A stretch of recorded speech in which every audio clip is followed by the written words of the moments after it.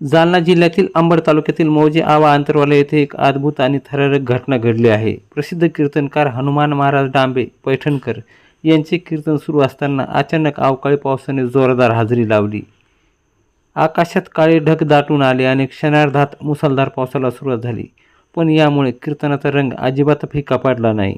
पावसाच्या सरी कोसळत असताना सभागृह आणि परिसरात उपस्थित असलेल्या भाविक भक्तांनी एकच निर्धार केला की कीर्तन थांबणार नाही.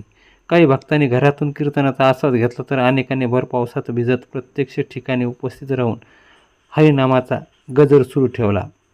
या विलक्षण सोहळ्याचे यजमान दिगंबर काकासाहेब खडके हे होते. त्यांच्या आयोजनामुळे आणि भाविकाच्या श्रद्धेमुळे हा कार्यक्रम एका वेगळ्या उंचीवर पोहोचला.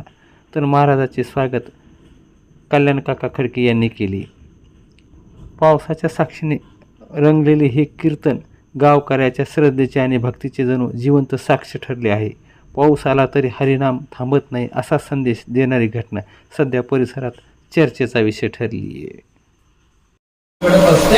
मी याला नेहमी उदाहरण सांगत असतो. आपल्या घरामध्ये एखादा नोकर काम करतो, 1 महिना संपल्याच्या नंतर तो मालकाकडे येतो, तो मालक माझा महिना पाऊस सुरू असताना देखील अंतरवाला येथे कीर्तन सुरू आहे.